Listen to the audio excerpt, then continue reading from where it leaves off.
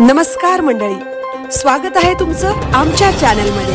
आवाज महामुंबईचा, शोध बातमीचा, कौल मनाचा। चला तर मग आमचे चॅनल लाईक करा, शेअर करा आणि सबस्क्राइब करा। धन्यवाद।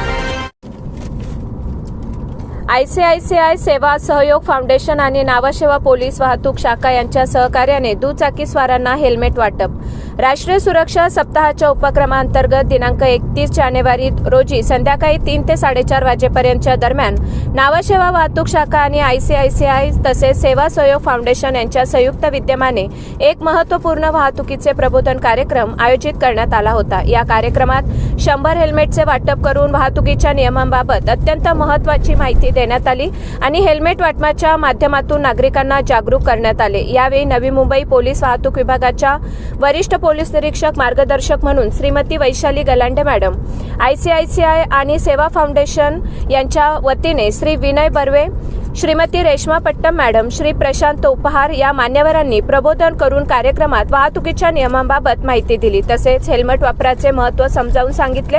18 वर्ष पूर्ण होण्यापूर्वी कोणीही वाहन चालवू नये। 18 वर्ष पूर्ण झाल्यानंतर लर्निंग लायसन मध्ये कोणीही डबल सीट वाहन चालवणार नाही। अगर चालवल्यास पक्का लायसन धारक पाठीमागे बसलेला असावा। आपण किंवा आपले आई वडील दुचाकी वाहन चालवित असताना हेल्मेट घालणे याबाबत सूचना द्याव्यात। 4 चाकी वाहन असेल तर सीट बेल्ट लावणे याबाबतच्या सूचना द्याव्यात। सिग्नल मोडण्याचा कोणीही प्रयत्न करू नये। ट्रिपल सीट कोणीही जाऊ नये।